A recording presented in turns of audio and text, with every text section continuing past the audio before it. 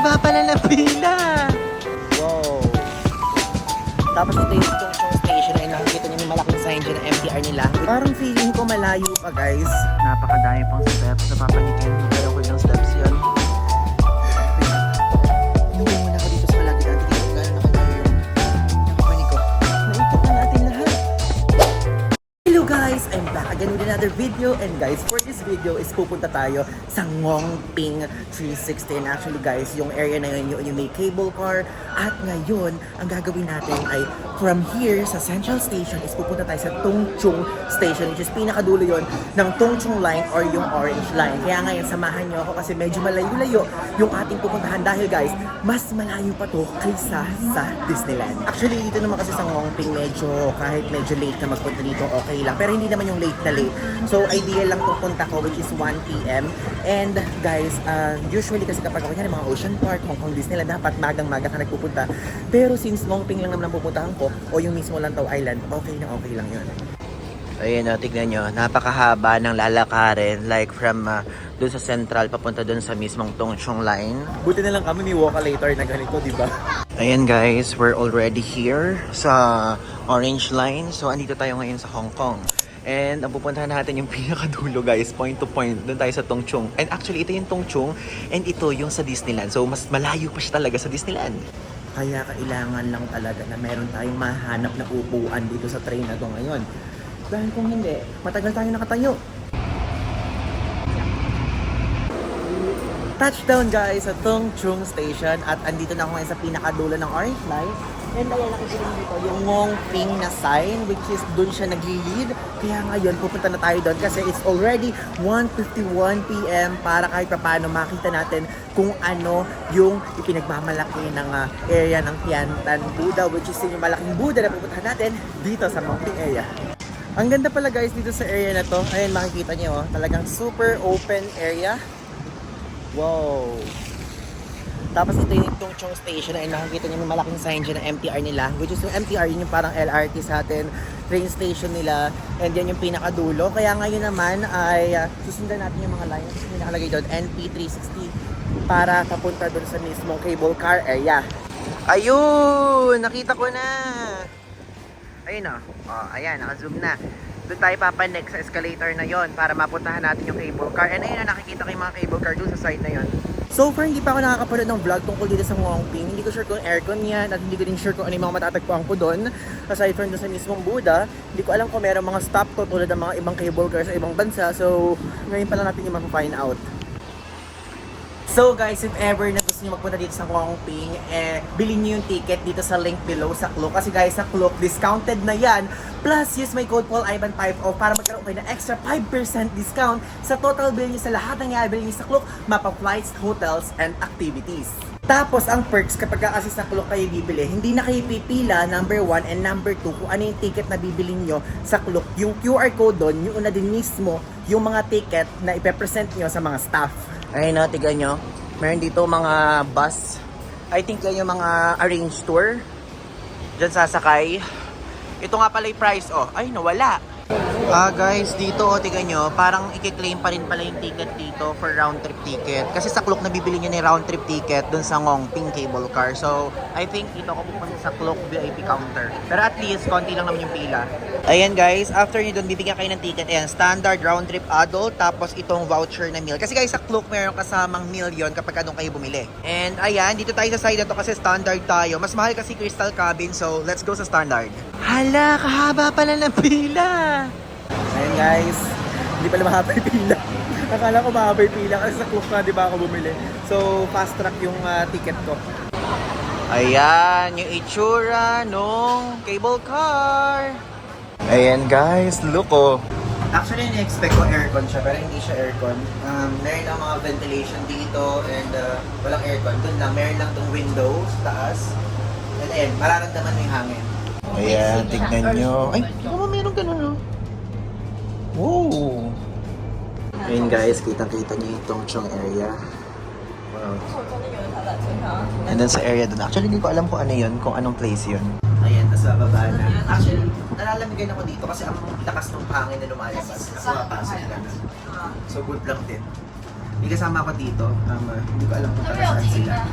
But hindi same yung language. So, okay lang naman. Ayan. Medyo kumagal dito sa side na. Okay.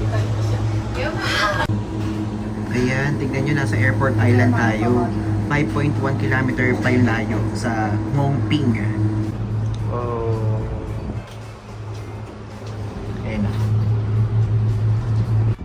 Ayun guys, yung airport oh. Ayun, minabasa na ako airport. Tapos ayun, may mga airplane doon. Finally guys, ayun, nakikita ko na yung Buddha. Wow. Actually, malayo pa tayo. Tapos tingnan niyo yung bridge na yun. Yun yung nagdudugtong sa Hong Kong saka sa China.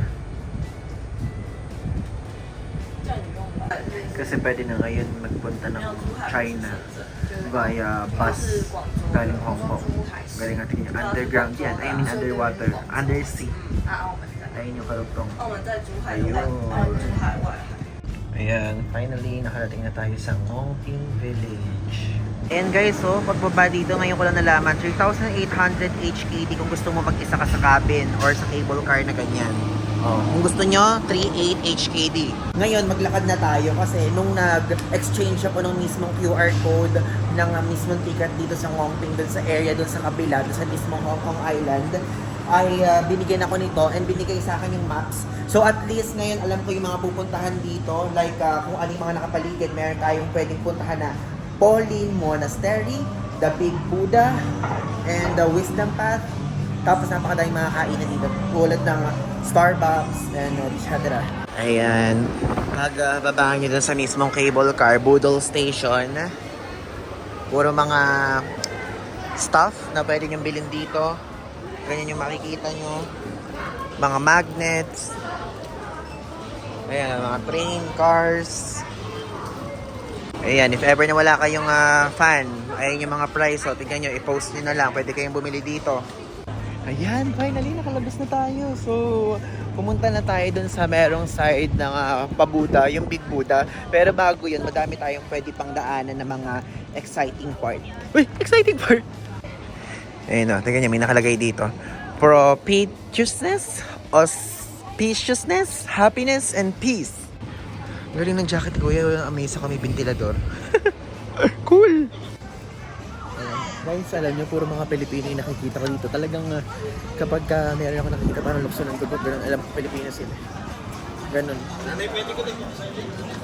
Then, ano pa ba yung pwede natin puntahan dito? Like, ito, andito yung mga shops na mga pwede natin tambayan muna. Ganun, may Starbucks dito, may Subway.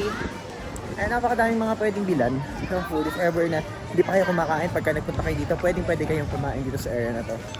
Ayan, dito sa area na to, makikita nyo yung Starbucks. Ayan, yung Starbucks coffee dyan. And guys, ayun o, ayun ang Buddha na ating pupuntahan. Kaya lang kapag mapupunta kayo dito guys, wear sunscreen kasi super init. Like for real.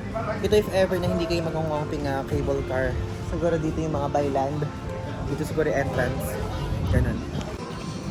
Ang galing nung Ngongping Village. Ganyan no. Daming Pilipino dito, naririnig ko sila. Ang aking nagbubukod tanging hiling ng Manila abang pwedeng tambayan muna dito. Uupo lang saglit, gano'n.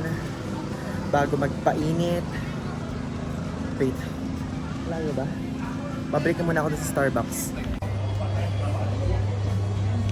So guys, ngayon pupunta na tayo doon sa mismong Ngongping Buddha. Actually, tapos na yung ating pagre-rest kasi nag-Starbucks lang tayo. Kasi may Starbucks dito, sabi ko sa inyo, di ba magpapahinga na muna ako.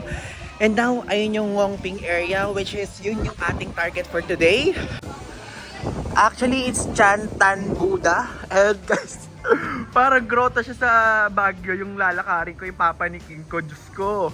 Pero I think sapat naman na ang aking ang aking pahinga. Kaya okay lang din. Ayun no, meron ditong bilihan ng silver.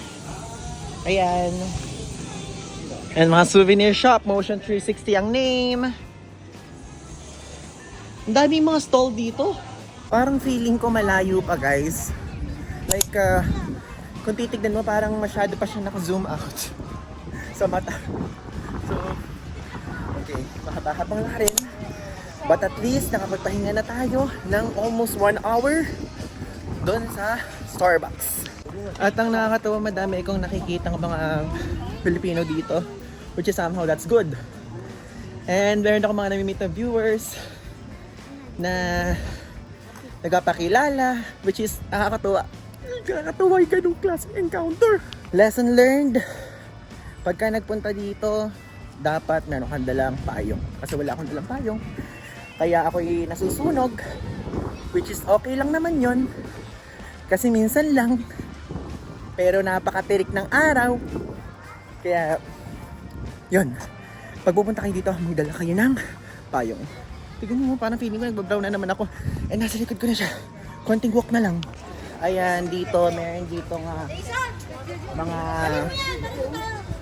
bilihan.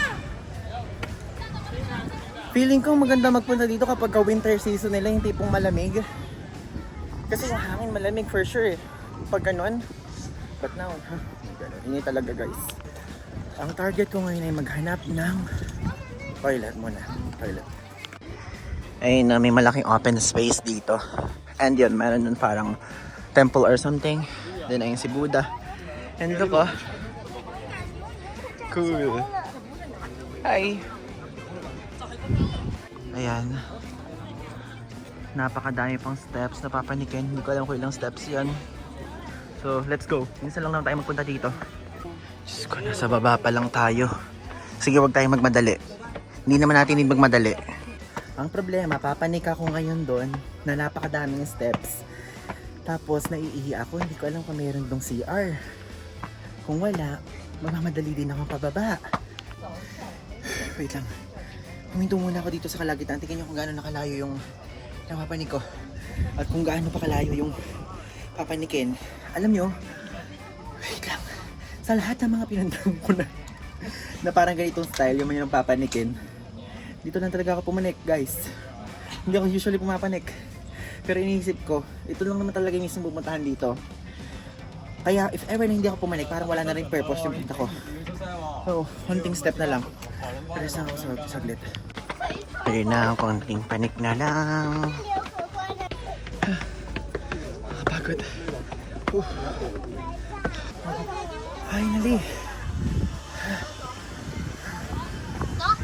Nakabalik din ako. Guys, look. Tignan yung background ko. Andito na ako ngayon sa pinakatuktok. And magre-rest lang ako onte at magpipicture ako para meron tayong remembrance dito sa sa Tan Buddha. Nabubulil na ako sa pagod. Kasi napakataas. Hindi ko lang kung ilang steps to, pero ilalagay ko dito sa baba para may reference kayo. Ayan. May kumasawa dito sa ilalim. Meron palang parang shop dito. Ayan.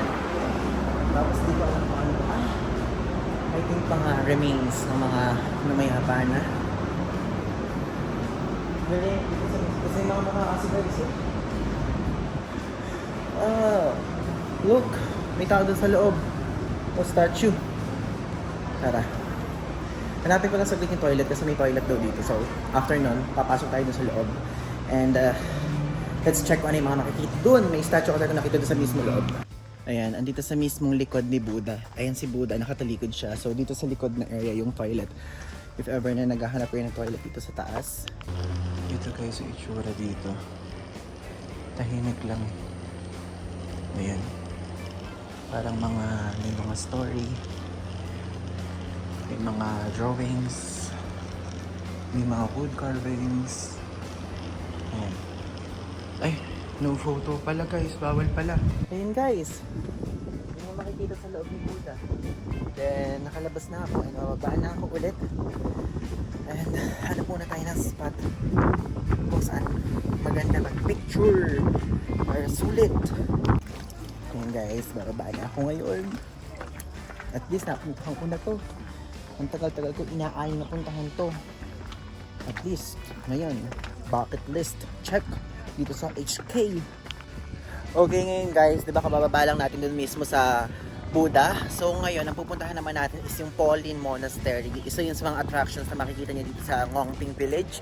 So doon tayo pupunta sa Pauline Monastery. Hindi ko alam kung ano mga pwede nating makita doon, pero feeling ko mga monk.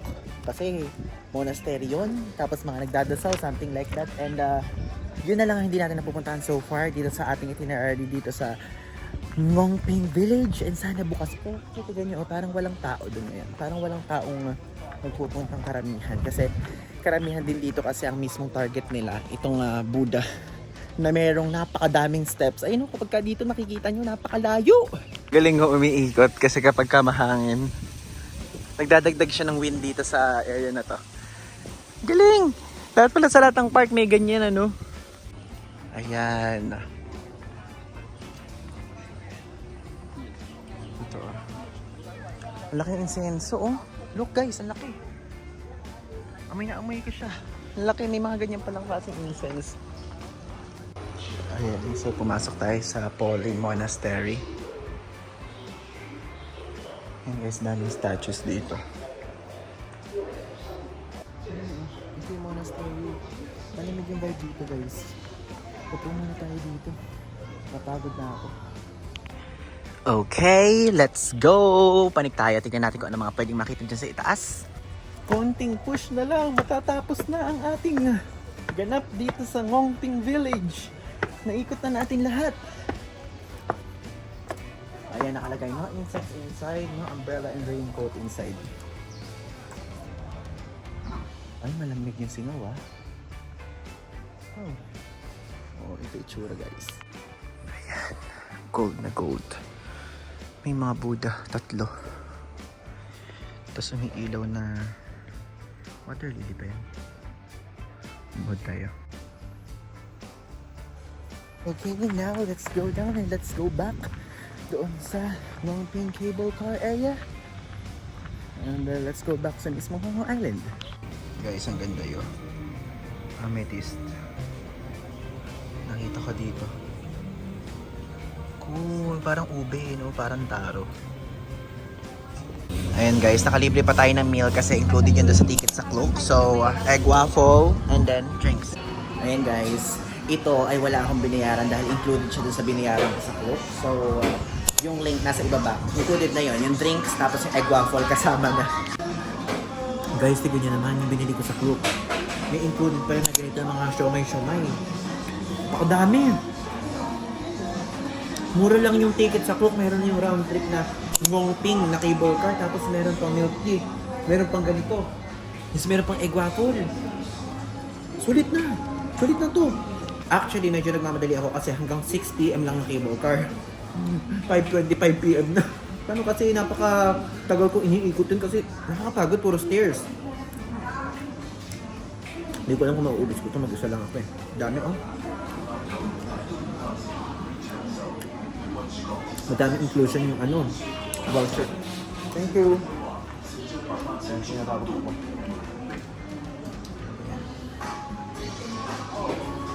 May pancake. Ayan. Nasa pancake. Ang sarap.